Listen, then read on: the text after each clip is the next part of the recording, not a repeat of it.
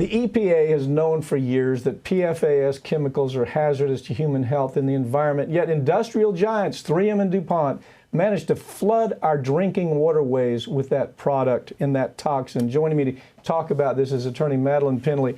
You know, Madeline, what strikes me is I look at this fella right here, probably a 3M employee. He's in a Tyvek suit, got gloves on, he's got a mask on. He is set to where if this stuff gets on him, he can save himself. Right. You know what the ugly part of it is? This is the same stuff they're putting in our drinking water. Exactly. He's decked out to protect himself, but when it comes to the rest of us, the firefighters that use this stuff, the people who get it in their drinking water, we're not protected at all. And so to back up a little bit, that term PFAS that you mentioned, that actually encompasses a class of thousands of different dangerous chemicals, as you know. Mm-hmm. So in particular, we're going to be talking about C8 and those chemicals.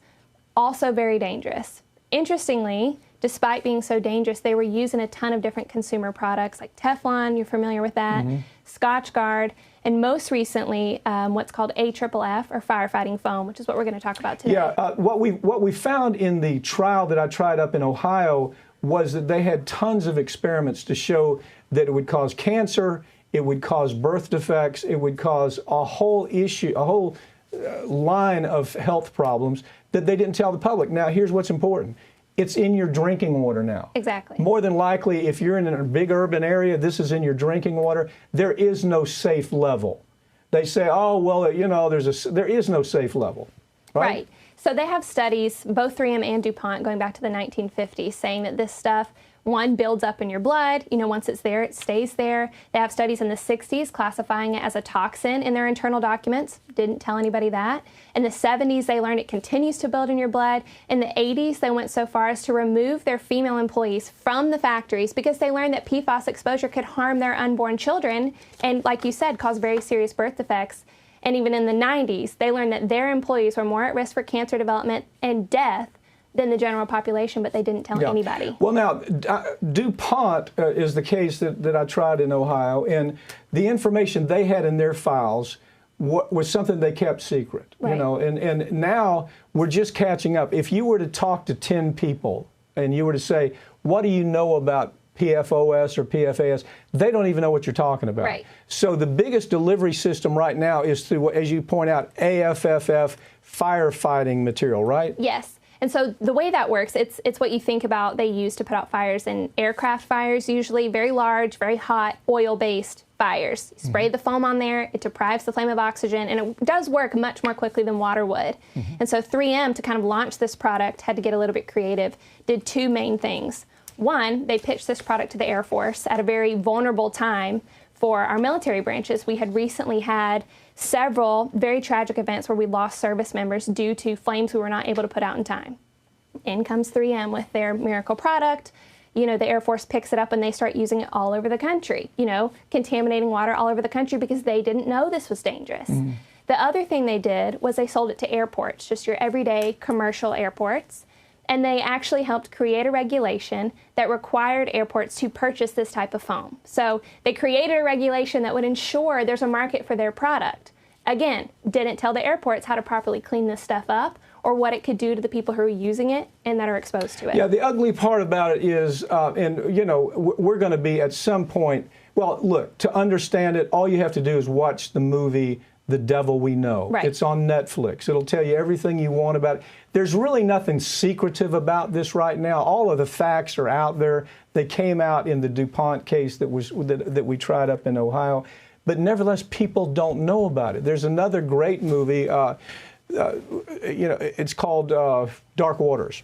But the Netflix movie, you can just go to Netflix and the Devil We Know will tell you the whole story. So my point is, there are no secrets. I mean, everything we're talking about is in the public domain right now. We can't talk about what's not in the public domain, but there's so much out there that people can look at and understand, but they have to educate themselves, don't they, about how dangerous this is? They do, and they have to learn what products this stuff is in. It's not enough to know that just, you know, the term PFAS means it's dangerous. What all does that encompass? What all products are exposed to that. A lot of people didn't know that fast food packaging contains variations of PFAS. You know, the food is soaking in it and then it goes into your body and you absorb it. And I don't think people know that it's in our drinking water due to things like firefighting foam. You know what's remarkable? 3M put all this product on the market. You know what they're selling now?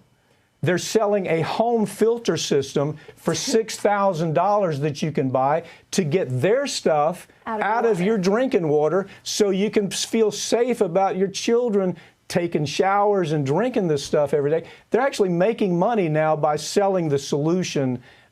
In about $6,000 you can add it to your home. Right. They want you to pay for it, though. For the problem that they caused, exactly. Right. So I guess where this lands right now is there's litigation pending. As the litigation progresses, when it's over, the whole story will be told. It's a startling story. It's a remarkable story. But at least The Devil We Know on Netflix begins to tell the story a little bit. It does. Thank you for joining me, okay? Thank you.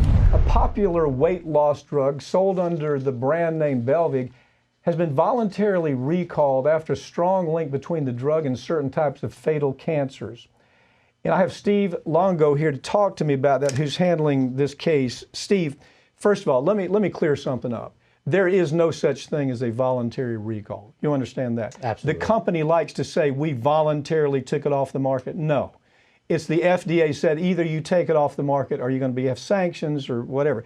Again, this is another story where the FDA failed to do their job, isn't it? Take it from there. What is Belviq? What kind of injuries are we talking about? Absolutely. So let's start from the beginning. Belviq is a prescription weight loss drug, and what it was designed to do is combat obesity, type 2 diabetes, high cholesterol, high blood pressure. And what it does is it attacks the serotonin levels in the user. So it manipulates and tricks your mind into thinking that you're full without actually having to eat any food. Well, I handled the cases early on. I tried the Fen-Phen cases. The Fen-Phen cases was a weight loss program that was going to be the new secret to losing weight. It killed hundreds of women. Again, it was another situation where the FDA had all the information they needed, failed to do their job. In this situation, Belviq the FDA said no in 2012, right? They said 2010. 2010, they said no, you can't sell the drug. It was, I think, 5-9 on the committee that said that. They reviewed everything, said this. First of all, it doesn't work. Second of all, it's dangerous. And then, so you have a political change. They come back, Belviq comes back and says, hey, you know what? We want another shot. And the FDA says, oh, sure. The one we turned down, the one we said no to, you can sell it now. Take it from there. Right, and you're exactly right. It's the same product that was denied by the FDA in 2010 was passed and approved in 2012. So what changed? Nothing changed except the people approving it. And in fact, when they denied it in 2010, the issues were, does this drug even work? And is it worth the cost-benefit analysis? In which time they knew, based off a New York Times article, that these laboratory rats were developing cancer or tumors that potentially could be cancerous at that time. So they were aware back in 2010 of the cancerous and carcinogen nature of this drug, Dolorcicin. And it doesn't stop there. I mean, this is a drug where they found a history of people having suicidal thoughts, uncontrolled bleeding. Men were growing breasts from it. You had blood sugar problems that were putting people in sometimes comas. But you had cancer, and the FDA knew all of that, and they come in the second time and they start taking the word of the company. What is the company, Elias? The company is Elias. It was originally developed by Arena Pharmaceuticals, a San Diego-based company. In 2017, it was sold to a Japanese pharmaceutical, Elias, in which they really pumped up the advertising, got the sales increase to where eventually Belviq was the #1 drug in the market at that time. Okay, so is this, I'd like to say that this is just a one-off kind of situation, but we're seeing it more and more, Steve. You handle these cases. You understand that when you're dealing with the FDA, you may as well not have any comfort in what the FDA does.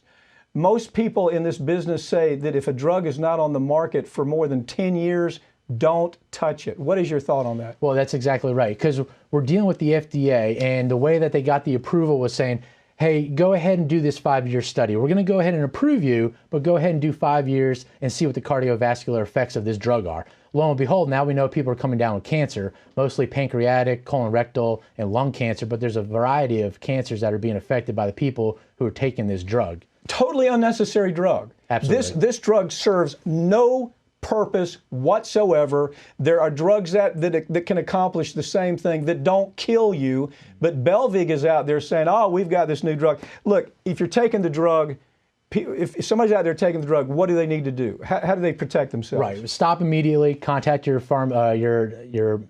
stop. They need to stop immediately. They need to contact their doctor and see what the alternatives are. As far as doctors that are prescribing it, they should have been stopped prescribing it as it was taken off the market a year ago, and to talk about the alternatives with their patients as well as. And get screened. How about something as just go get screened, find out what these cancers are, go get screened for the cancer, especially if you've been taking it a long time. Steve, thank you for joining me. Okay? Yes, sir.